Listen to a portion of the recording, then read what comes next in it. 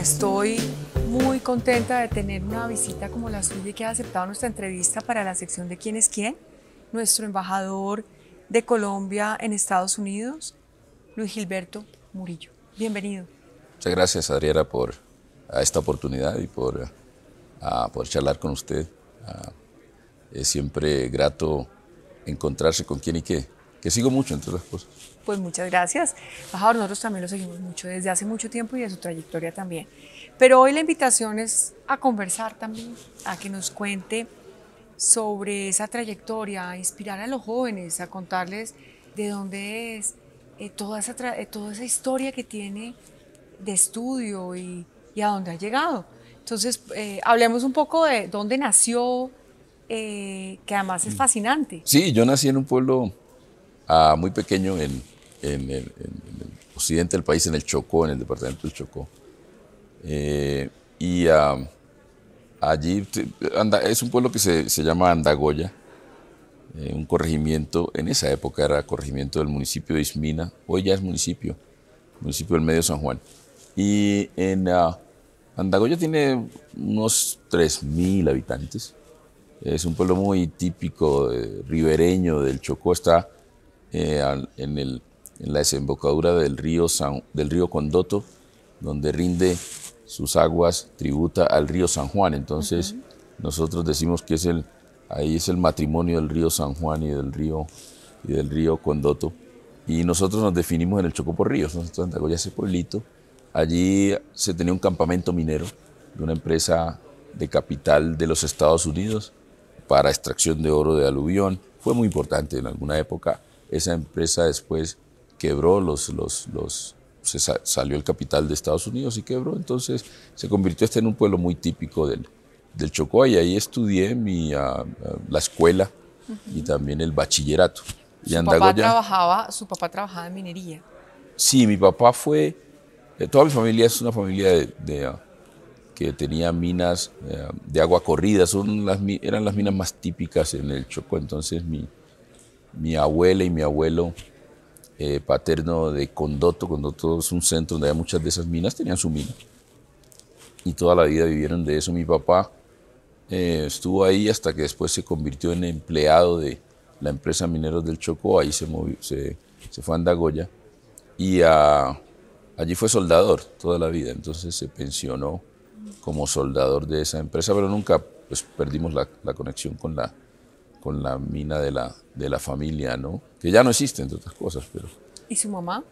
Mi mamá siempre estuvo también de Andagoya, muy cercana de un pueblo que se denomina Suruco.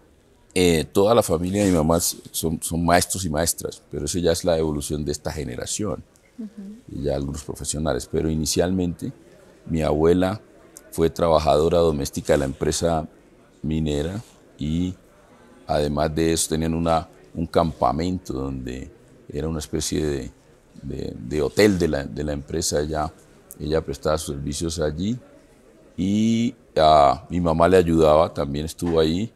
Mi mamá solamente terminó la escuela, mi papá terminó unos años de bachillerato y se fue al SENA y aprendió soldadura, y con eso nos educaron, nos formaron en valores, y pues eso fue muy importante porque son familias, como todas las familias afrodescendientes, en las familias de comunidades negras siempre ese ha sido nuestro recorrido. Mi mamá después hizo un curso de enfermera y entonces era auxiliar de enfermería. Después se dedicó solamente a estar como ama de casa y ayudarnos a nosotros, porque éramos muchos, éramos 6, pero de paso era como enfermera allí en la comunidad. Si alguien necesitaba que le colocara una inyección o cosas de ella, siempre prestaba ese servicio comunitario. Y tenía un jardín inmenso donde tenía muchas plantas, entonces siempre la gente iba a buscar plantas allá para efectos medicinales, etc. ¿Tiene muy buenos recuerdos de su infancia?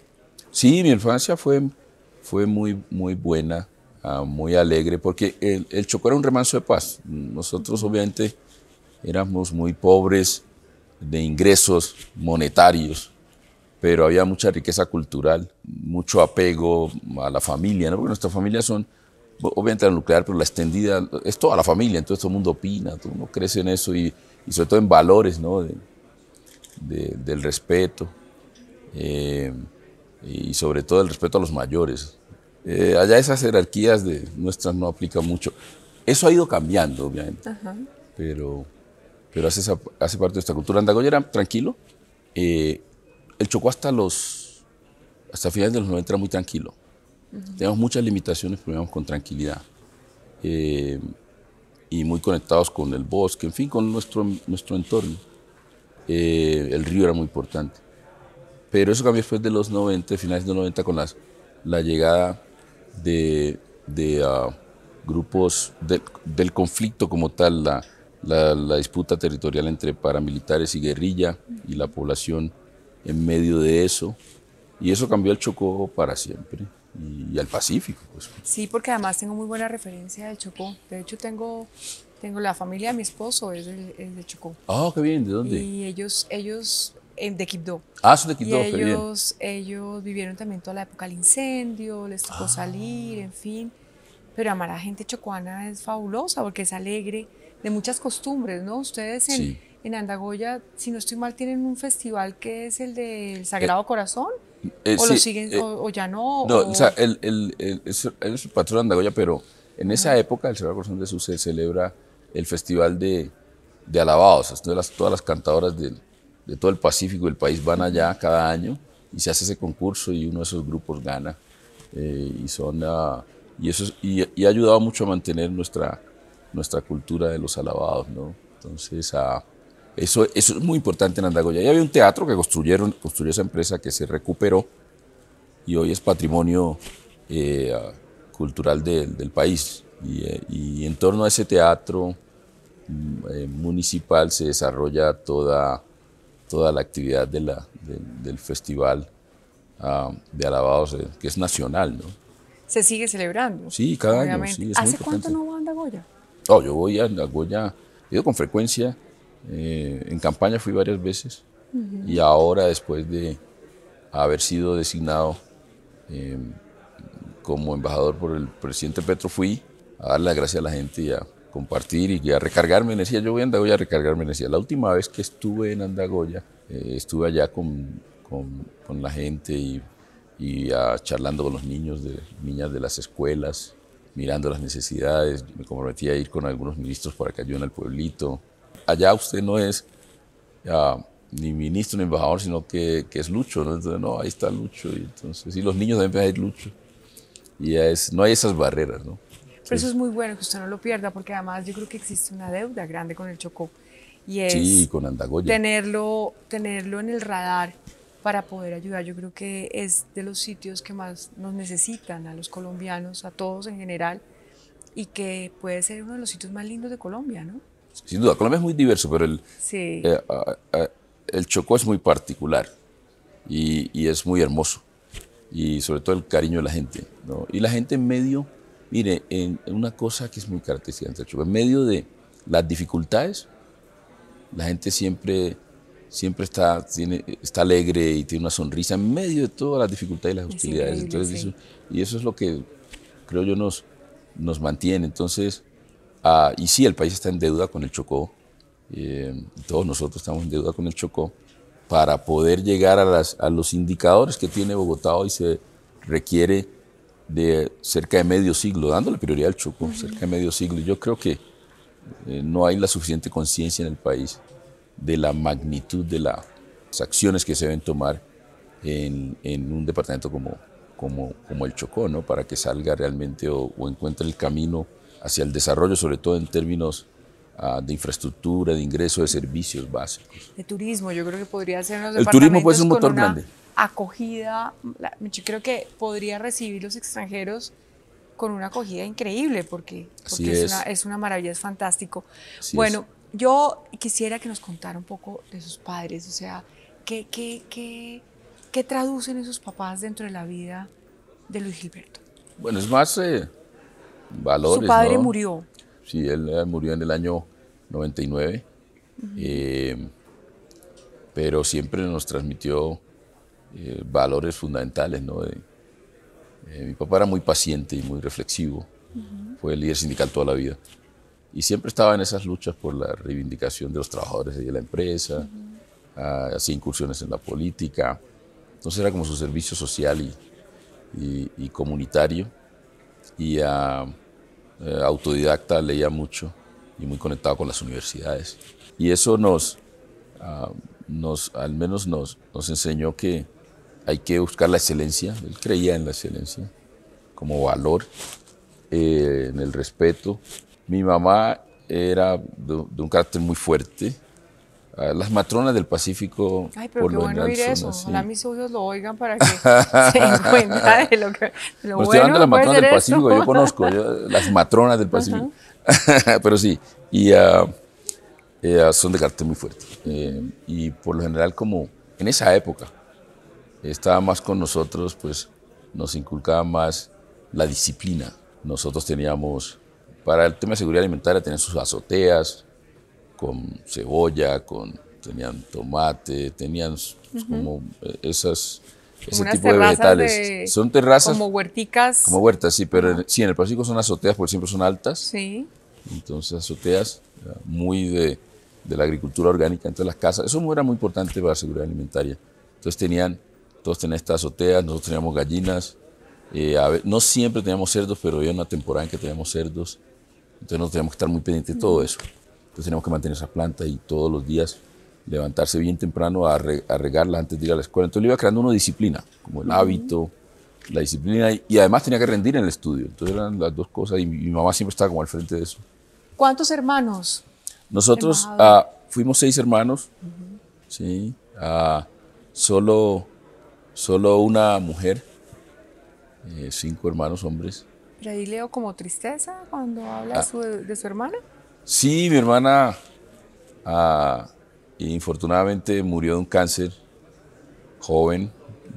Sí, dejó dos ¿De cuántos años? hijos. Julia tendría que 40 y algo cuando murió. Joven. Dejó dos hijos, una hija, un hijo, Karen y Julito. Entonces, maestra, Julia estudió en la universidad, se graduó, la del Chocó, se graduó de maestra, estuvo allá un tiempo, después nos amenazaron, tuvo que salir, estuvo en Bogotá como maestra aquí en el distrito y aquí murió. Yo estaba en medio de una campaña, porque estaba iniciando, ya estaba en medio de la campaña del 2011 a la gobernación, entonces eso nos golpeó bastante. Y era, pues, obviamente nuestra única hermana. Claro, muy duro. ¿Y hermanos? Hermanos, sí, también, mis hermanos ya... ¿Mayores o menores? Tengo 2 menores,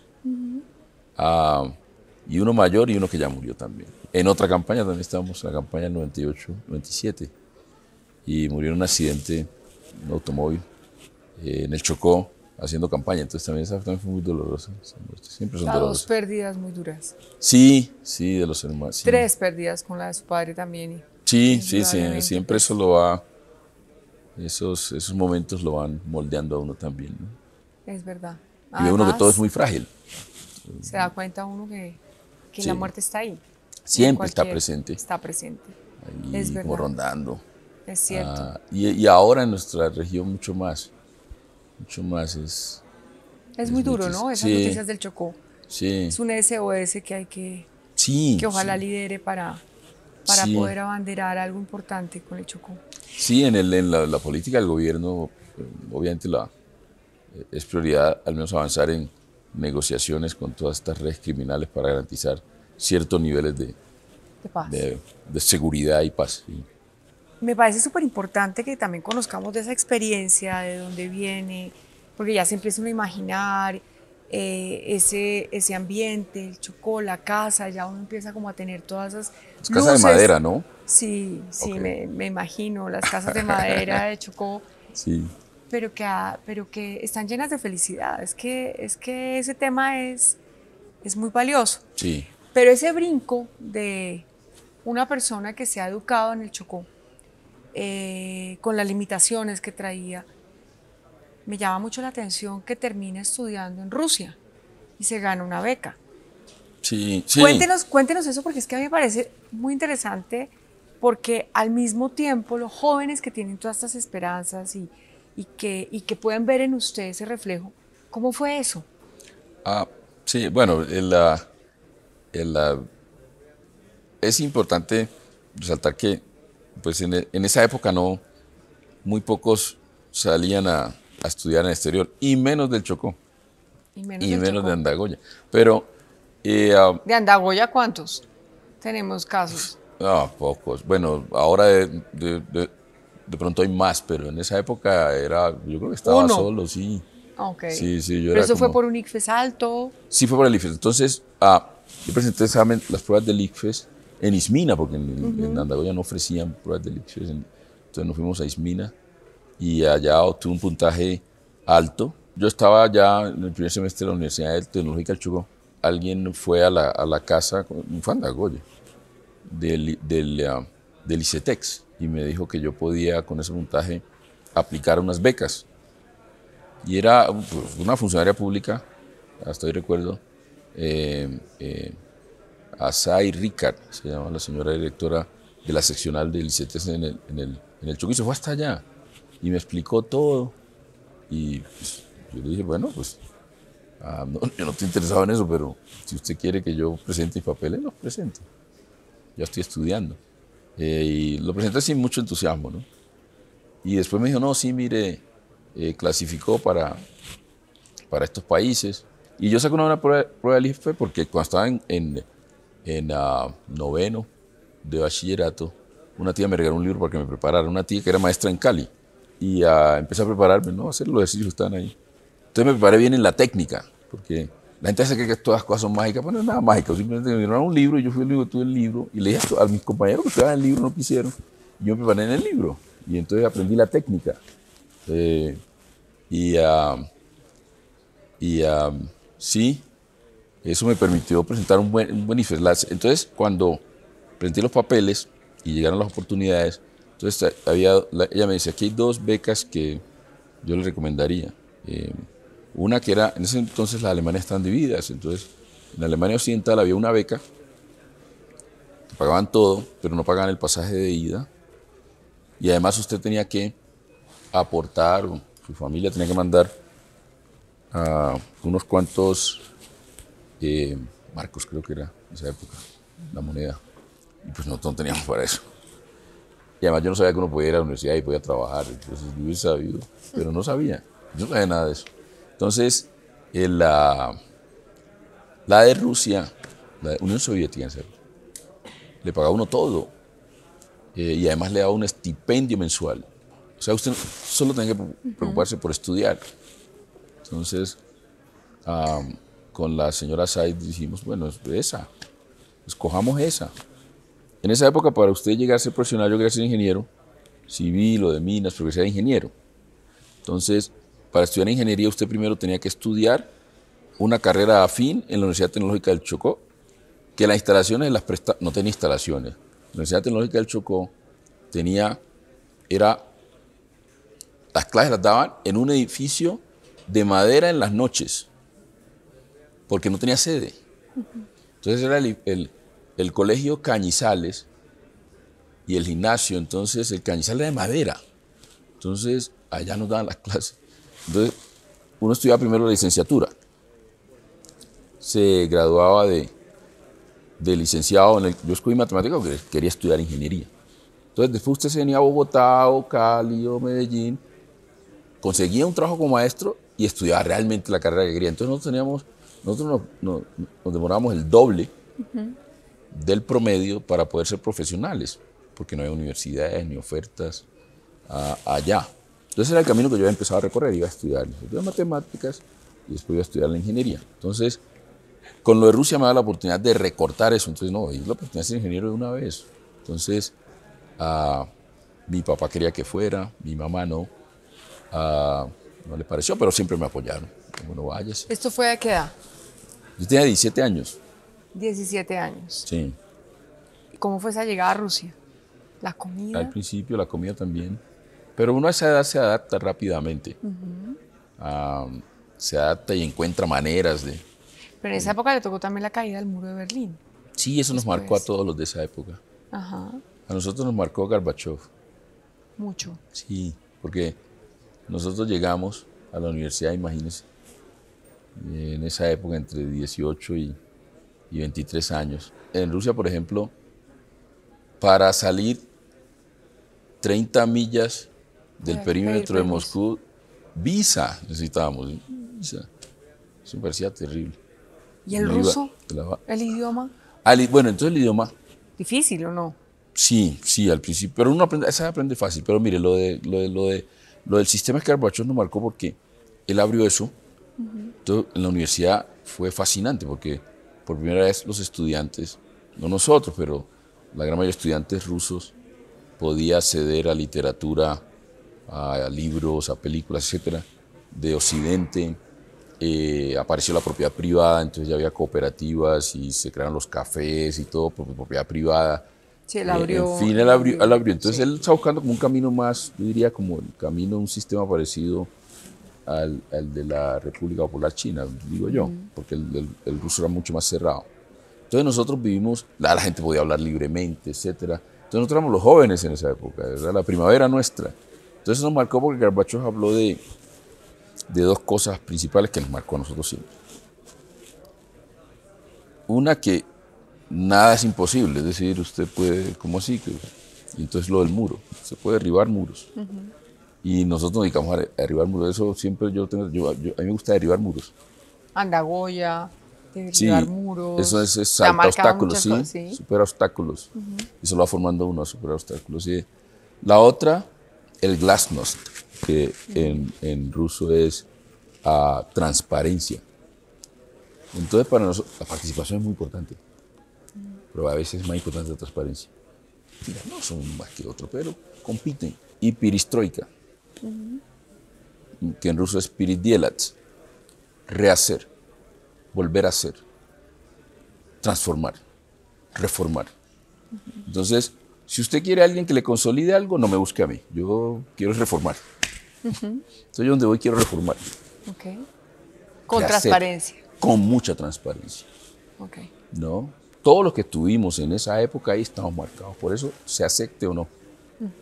Entonces, yo creo que eso fue lo central. Y el idioma, un año de preparación. Primero intensa en ruso.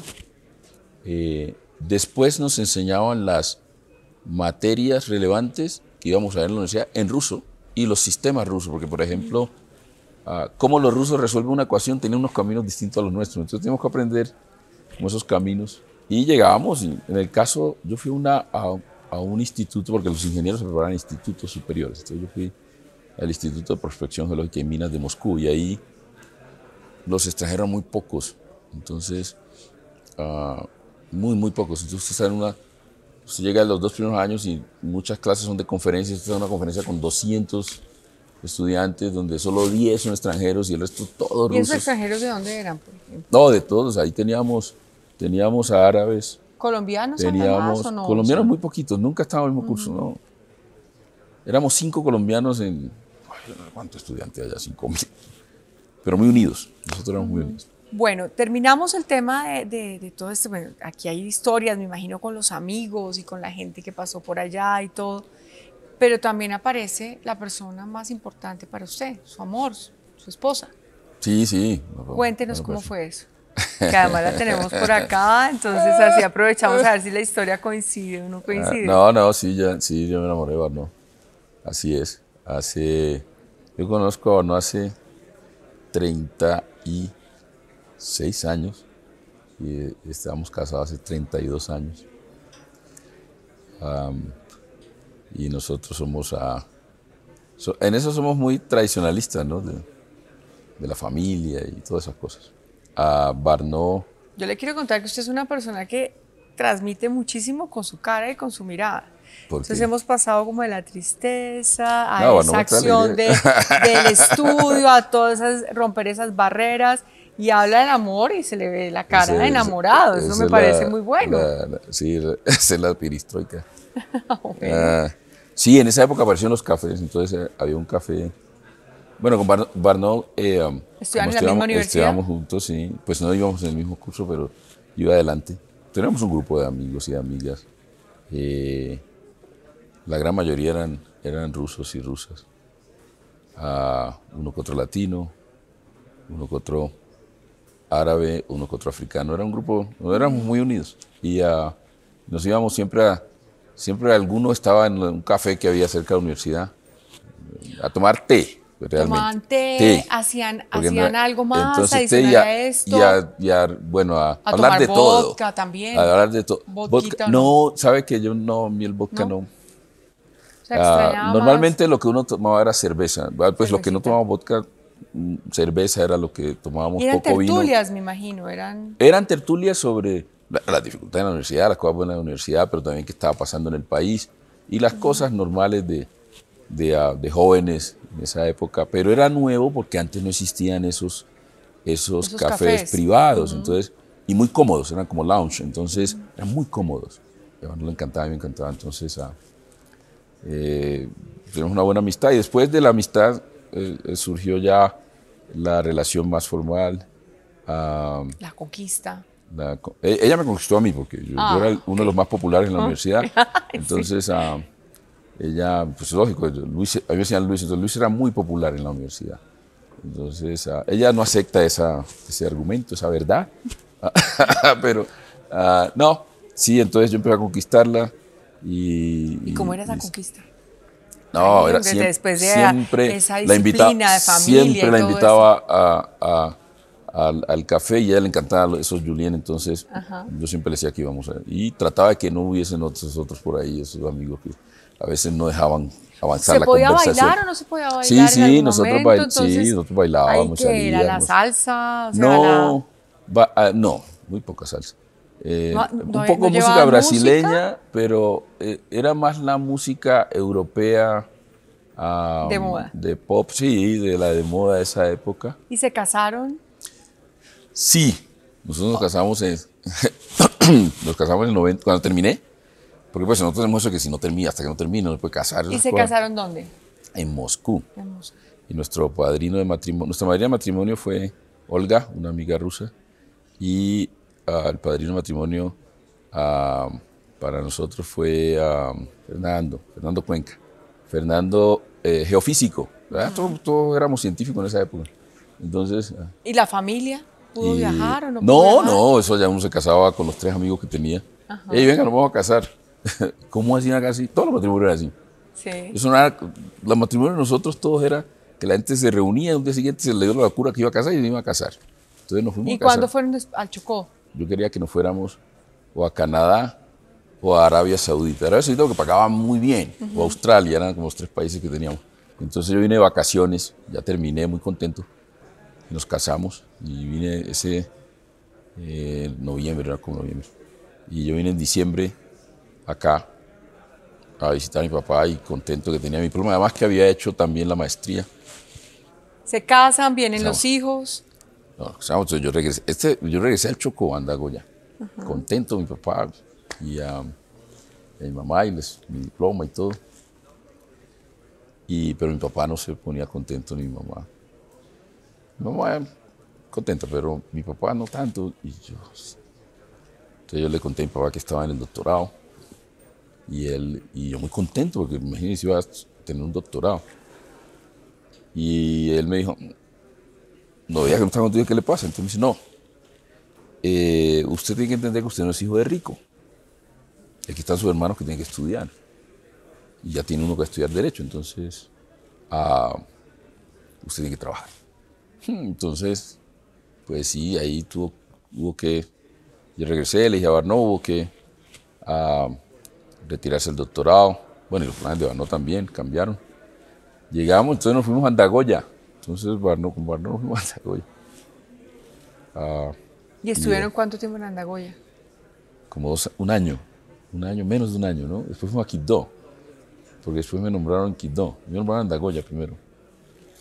Y imagínate, de Moscú a no ir a Andagoya y las limitaciones que uno tiene comparado, pues. Pero Barnó se adaptó bien, aprendió español allá, en Andagoya, en Quibdó. Estuvimos en Quibdó un tiempo, después me vine a trabajar con Antanas acá. Y ahí ya todo pues siguió, pero ese fue como la ruta de regreso. Y regresé también un periodo interesante acá. Regresamos en el 90, el 91 estaba toda la discusión de la Constitución. La séptima papeleta. Exacto, entonces qué interesante, esto se parece a lo de la perestroika. Y ahí yo me enruté por eso, porque entonces Y ahí hubo un movimiento vino la interesante, ¿no? 70, De sí. toda la generación que movió la séptima papeleta. Y allí pero como era de derechos, ahí entraron los derechos de las comunidades que han estado en exclusión, como Sí, la las afrodescendiente y la indígena. minorías y todo. Exacto, porque entonces nos reconocieron, después de muchos años, nos reconocieron como un pueblo que tenía derechos particulares y que tenía que ser reconocido como una etnia particular y sobre todo los derechos a la tierra y a su propia cultura. Eso fue transformador, esas son las verdaderas revoluciones. Entonces, yo llegué en un momento propicio en el país que también me marcó, ¿no? Eso me marcó bastante. Y de ahí ya seguí mi carrera Eso lo acá. cautivó para seguir y trabajar en la política. Sí, sí, Estuvo con Antanas, con Juan Manuel Santos, con Fajardo. sí, así es. Ha sido una Con trayectoria Fajardo muy de centro, coincidimos. ¿verdad? Sí, sí, yo tiendo a ser pragmático, ¿no? Porque yo vi los dos mundos y cuando estudiaba, eso lo hablaba mucho con Barno, yo veía todo, porque estábamos en plena Guerra Fría y todo lo de Estados Unidos y los planteamientos muy ideologizados, pero también lo ruso. Y usted se iba a Finlandia o a Suecia y usted encontraba como el equilibrio, ¿no? Era como en condiciones de un capitalismo, pero un capitalismo más social, con mucha influencia de los sindicatos, con muchos beneficios para la gente, como que todo el mundo, las desigualdades no eran amplias y políticamente funcionaban. Entonces nosotros decíamos que ese debería ser la ruta, entonces y muy pragmáticos. Entonces me volvió muy pragmático, ¿no? Eso, la verdad está como en el in between, en el medio ahí. Usted es un hombre muy conservador, ¿verdad? No, yo No soy digo tradicionalista. conservador, no me estoy refiriendo al conservador o al liberal. Más bien por ahí. Es un hombre, Sí, es un yo hombre, es respeto un las hombre tradiciones y de tradición. me apego a ellas. La verdad que sí, soy muy tradicionalista. Yo soy muy institucionalista y creo que los cambios se hacen en medio de unas instituciones que son el resultado de la prueba y error de la sociedad misma, ¿no? Entonces eso de borrón y cuenta nueva no creo. Me parece que esos casi siempre son saltos al vacío.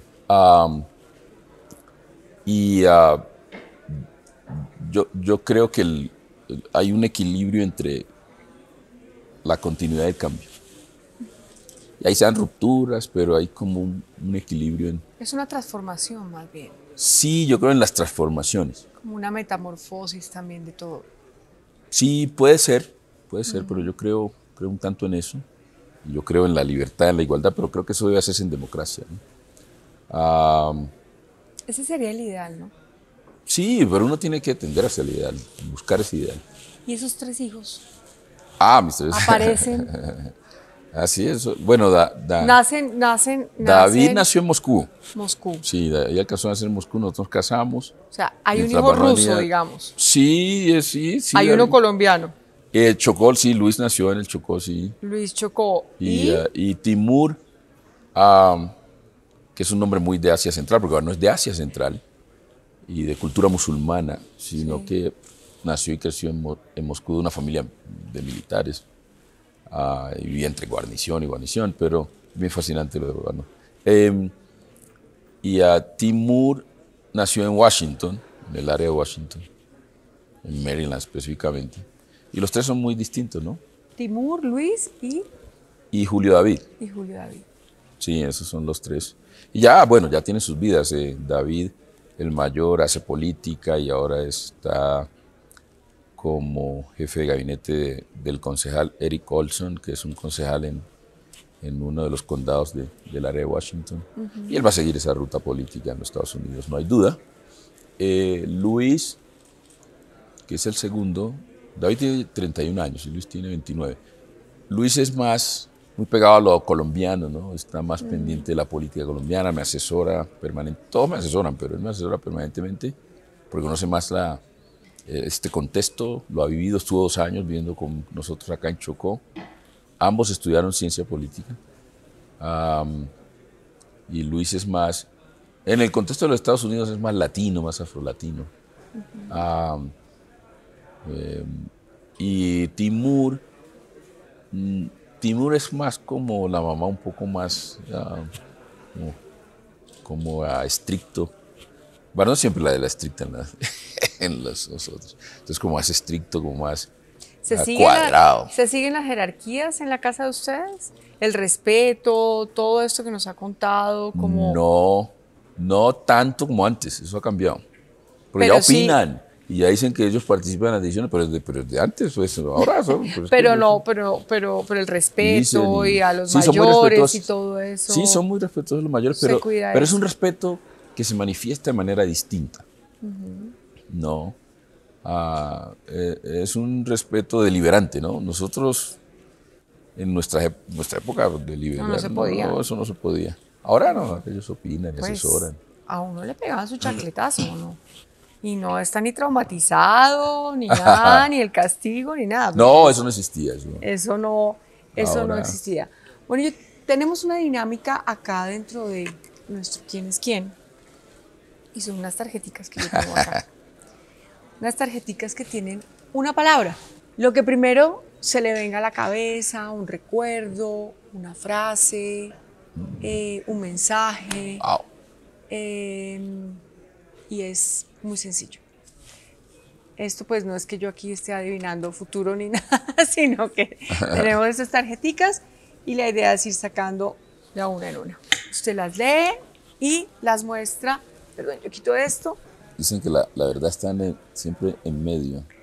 Bueno. No es ni un extremo ni el otro están en medio. Vamos a ver este. Vamos a ver, yo qué sé aquí. Frustración. ¿Que la muestre allá? Oh, frustración. Allá, en la cámara de allá. Mire, aquí está. Frustración.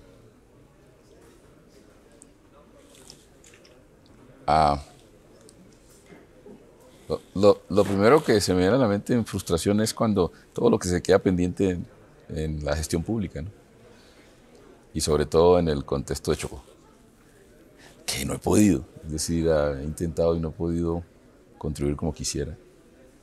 Lo he hecho en otras latitudes, pero en Chocó ha sido difícil. Continuamos con otra. Continuamos. Otra. La verdad está por el centro. Familia. Yo soy una persona muy de familia, muy de la familia. Yo sigo, por eso soy tradicionalista, porque yo sigo creyendo que la familia en todas sus expresiones modernas, ¿no? Sigue siendo la base de la sociedad. Desconocerlo es desconocer un hecho real. Y he tratado de inculcarle a mis hijos el valor de la familia. Son solamente 15. Estamos en 2. Alegría. No. Alegría. A mí me da alegría estar con la gente, la verdad. Eso me genera alegría. Y me genera mucha alegría también a compartir, sí. Bailar, a nosotros nos gusta bailar. Claro que no en público, pero nos gusta bailar. No sabemos bailar, pero nos gusta bailar. ¿Y cuál es el baile preferido? No tenemos, porque como nos gusta, hacemos lo que sea. Salimos a bailar. ¿La chirimía? Bueno, que eso aprendí en Rusia, ¿sabes? Sí, pero en Rusia la gente, la chirimía. Sí, chirimía me gusta. La chirimía es buenísima. No, muy buena. El chirimía me gusta bastante. Hay varios ritmos que me gustan. Pero nosotros aprendimos en Rusia, como había tantas culturas y tal, la gente ponía su música. Uno se levantaba y bailaba como le da la gana y todo Claro, eso era normal. no Entonces importaba nosotros acostumbramos a eso, ¿no? Sí. Bueno, sacamos otra. Seguimos por el centro. Colombia profunda. ¿La ¿Verdad que tengo que voltearlo? Colombia profunda. Sí existen varias Colombias. Y hay una Colombia que está en la profundidad y no se ve. Mi muy amigo y colega, ahora colega otra vez, Alejandro Gaviria, Alejandro me dice, no, pero es que ese concepto, Luisberto, yo tengo ciertos problemas con el concepto, pero algún día lo charlamos. Pero a mí me parece que es el concepto que más se asemeja a que la gente lo entienda. Académicamente usted puede decir que un concepto es ajustado o no, pero es que hay unos desafíos de comunicación. ¿Cómo le comunica usted al país que hay una Colombia por allá que no la ven, que sigue siendo invisible, que no la incorporamos? Entonces, en Estados Unidos en los 70 se inventaron que había varias Américas, las dos Américas, a varios Estados Unidos. Acá uno puede decir, bueno, hay 2 Colombias, 3 Colombias, pero creo que el concepto de la Colombia profunda se entiende mejor. Que es una Colombia ya olvidada, profunda, que tenemos que darle la profundidad con la superficie. Y en lo político yo he tratado de posicionar ese concepto, que es rechazado en algunos lados, pero en otros no. Porque no es solamente el caso de Chocó, de Pacífico, no, es todo un área de la Colombia. Es la Amazonía. Es toda Colombia. La mayoría. Es toda. Ya. Colombia profunda es toda. Incluso acá en Bogotá encontramos No, en una las ciudades Colombia sí. Yo profunda. también he dicho eso. Mire, no es la Colombia profunda solo la que está aislada y en estas regiones muy apartadas del centro. No, también es la Colombia profunda dentro de las ciudades, porque son unas características. Y eso, a mí me mueve mucho eso y las regiones. Yo creo que este es un país de regiones y sobre todo de provincias que la institucionalidad no ha podido incorporarlo. Y eso nos genera muchos problemas de calidad de la democracia. Muchos problemas. Pues yo le cuento una chiva. Nosotros en periodismo estamos trabajando esa Colombia profunda. ¡Oh, qué bien! Y se llama Colombia Profunda. Qué Por bien. eso hace parte dentro de nuestra agenda editorial y dentro de nuestra línea. Buenísimo. Y Los queremos felicito. participar en las regiones y queremos activar las buenísimo. regiones en el periodismo. Así que muy Buenísimo. invitado a eso. Oh, gracias. Seguimos. Sigo por aquí. Y llanto. Llanto. A nosotros nos enseñaron a no llorar, porque era signo de debilidad. A veces a uno sí se les llora. Sobre todo a mí me pasa cuando estoy con comunidad y me recuerdo alguna frustración y veo que la gente todavía sigue creyendo y como que tiene esperanza. ¿Cuándo fue la última vez que lloró? ¿En público o en privado? Bueno, ya en público y en privado, ya que me la pones así, yo ya aprovecho y pregunto las dos. No, en público la última vez que se me salieron las lágrimas fue cuando hicieron una reunión de la consultiva, eso fue en el año 17, en público, en el año 17, sí creo que fue esa vez, hicieron una reunión de la consultiva de comunidades negras, y que es el órgano donde están todas las organizaciones del país, que es muy difícil, y en el país casi no le reconocemos nada a nadie, ¿no? Entonces ellos me dieron un reconocimiento sorpresa, ¿no? Yo fui a trabajar en una negociación muy difícil y al final me dijeron, bueno, vamos a hacer un reconocimiento y me dieron un premio. Y a mí eso me conmovió mucho porque nunca me habían dado un premio de las comunidades, sobre todo las más, hay unas que son muy militantes. Y entonces me dijeron, no, le reconocemos que usted se ha dedicado a trabajar y aquí se ha sentado con nosotros. Entonces a ese lloré en público. ¿Y privado? En privado sí. Sí se puede saber. ¿no? Sí, Sin... Nosotros celebramos los 15 años de una sobrinita. En nuestra familia hay muy pocas mujeres, entonces tenemos 3 sobrinas. Y con Barnó no pudimos, no tenemos la niña, entonces vamos a esperar las nietas. Y entonces mi sobrinita cumplió 15 años y mi hermano es muy dedicado a su hija. Y entonces le pasan muchos recuerdos y se me dejaron las lágrimas y era mi hermano contento con su niña. Y que la queremos mucho, entonces ahí se me dejaron las lágrimas con mi sobrinita. Bueno, ya nos enteramos de 2 llantos o de 2 momentos de llanto. Otra. Con la de uno. La música. Bueno, la música es muy importante, sobre todo la música popular. ¿Populares que Paula Jara, Jessy Uribe? ¿O populares de otra popular? Populares de otra Colombia popular. Bueno. En Rusia nosotros aprendimos a disfrutar las músicas de las diferentes culturas. Todas, hasta la europea.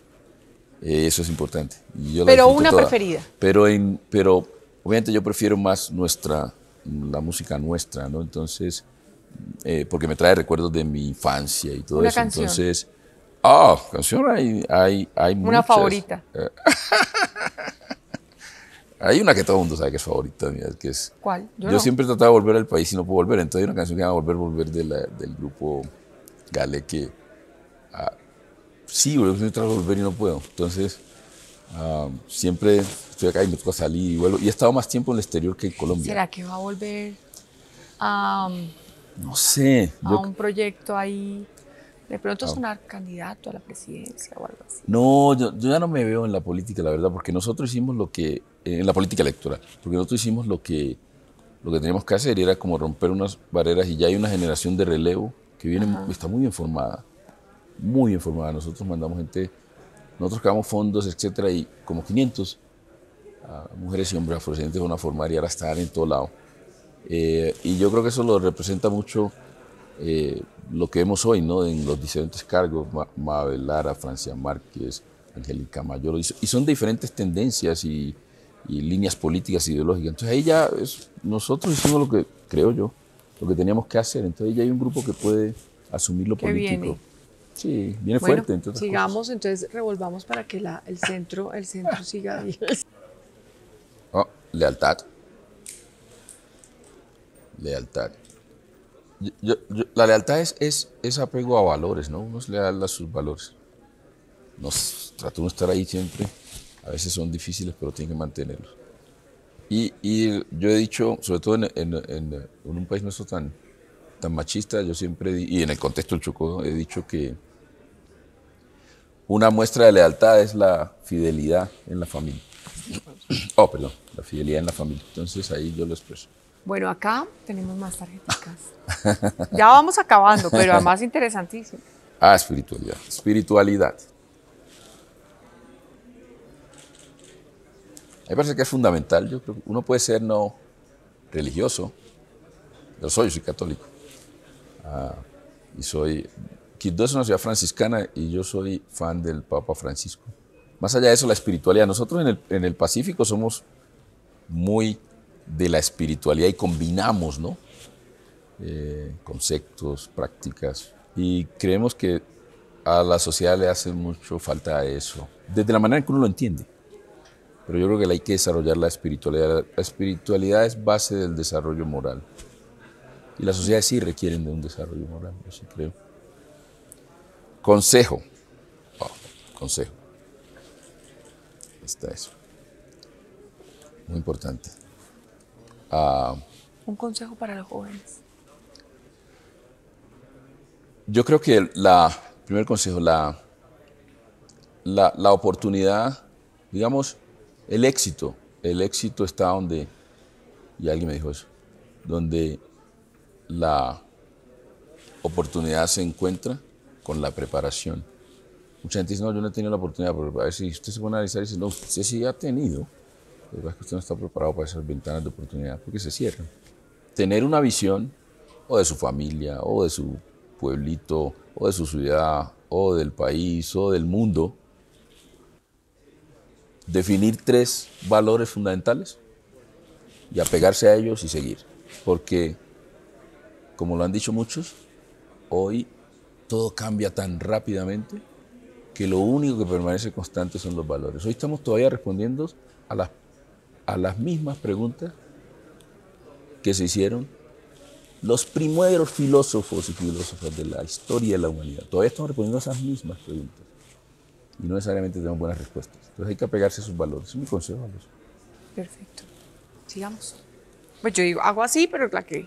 No, igual. yo ya voy aquí. Amargura. Sabor amargo. Bueno, sí, la vida ahí. Prepararse para las amarguras. Perdón, amargura. Sí, uno tiene momentos difíciles de amargura. Que cree que no lo entienden. Pero eso hace parte de la formación. Porque eso, sí. Así como tiene momentos de dulzura, tiene también de amargura. Entonces hay que conectar. ¿Y uno reciente? Vuelvo y conecto con el consejo anterior. Entonces uno dice, bueno, oiga, si tiene un momento de amargura, trate de recordar y conectarse con lo que le genera a usted felicidad, con lo que conecta con los momentos de dulzura. Entonces usted tiene su refugio. Ahí vuelve Andagoya. En Andagoya yo puedo ser el peor líder, el más odiado en el mundo.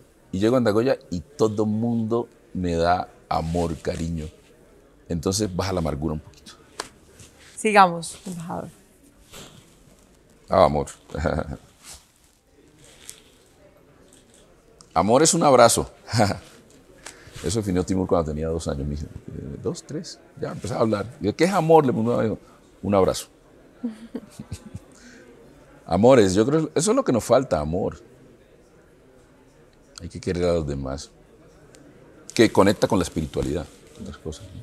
¿Usted le tocó alguna vez hacer el álbum de Amores? No, Nunca, el de las pegatinas que salía Amores, tal cosa, Amores, tal creo que otra. sí, pero no recuerdo bien. Amores, un abrazo, me acordé de esa Sí, eso frase. dijo Timur, amor, un abrazo. No nos olvidamos. Fe. Hay una conexión entre fe y esperanza. Tocaron el tema.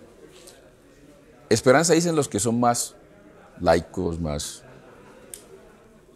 Dicen esperanza porque no quieren conectarlo con temas religiosos. Y los religiosos dicen fe. Pero realmente, como Obama lo define, eso ya está muy adentro, o de una persona, de una sociedad que le dice que todas las estadísticas muestran que es imposible, pero usted, hay algo allá lejos que le dice que es posible, y usted trabaja para eso y lo logra. Y lo que ha transformado a la sociedad es la esperanza y la fe. Pero dice, no, eso es imposible, y usted lo logra. No. A nosotros nos decían los afrodescendientes que era imposible que la gente votara por una afrodescendiente que ahora es vicepresidenta. Y hubo 5 candidatos de vicepresidencia. A Obama le decían que era imposible que fuera presidente. Es una persona de fe. Futuro.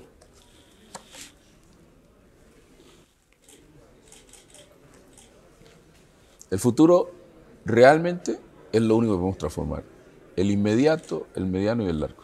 Entonces, porque usted puede, Adriana, decir que resulta que ya no va a hacer una entrevista de 1 hora, sino que es de 2 horas. Y usted cambió el futuro inmediato porque la entrevista iba a ser de 1 hora. Y eso así también en gran escala. Es en el futuro donde podemos transformar las cosas. Y siempre hay que trabajar el futuro. Porque eso después se materializa en el presente. Por eso a mí me gusta mucho la perspectiva. ¿Y la última? Pensamiento. ¿Okay? Le tocó pensamiento. Wow, escuelas de pensamiento. Conecta con las memorias. Lo vuelve uno reflexivo. Pero hay que pensar y actuar. Entonces, primero pensar y después actuar. Y el pensamiento, todo esto conecta. Esto está muy bien diseñado. Muchas gracias. Aquí la parte de producción. No, en serio. Todo. Pues mire, usted no puede transformar el futuro si no lo piensa, no reflexiona sobre él y no tiene ciertos mínimos de fe y esperanza de que eso sí va a resultar, de que sí lo va a hacer. Aunque nosotros no pensamos mucho ya, actuamos y todo el mundo está como Se la necesita carrera. más pensamiento. Necesitamos pensamiento, Necesitamos más parar reflexión. un poco. Sí, exacto, hacer la pausa. Así, Sí. es vital. Sí. Pues, embajador, muchísimas gracias. Me gusta que le haya gustado, ¿le gustó la dinámica? Porque se conectan. Bueno. Más difíciles las preguntas. Pues los temas. Creo que además su naturalidad, su parte espontánea y su transparencia han hecho que también esta entrevista sea especial. Le quiero agradecer mucho en nombre de todo el equipo de Quieniqué, Gracias. de todos nuestros lectores, seguidores, y esperamos pues llegar con esta entrevista a muchos lugares, no solo en Colombia, sino a otros sitios. Como le he dicho, estamos rompiendo fronteras y que conozcan un líder en Colombia como usted.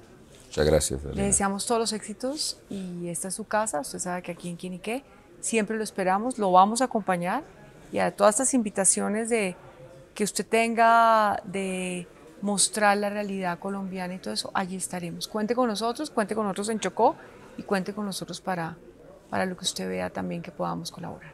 Adriana, muchas gracias. Además, esta entrevista le sirve a uno como para desconectarse y pensar y hablar realmente de temas importantes. Muchas gracias. Gracias a todos ustedes y bueno, traeremos e invitaremos a su esposa que nos acompañe en Quién es Quién. Sería muy interesante también poder tenerla acá. Muchísimas gracias.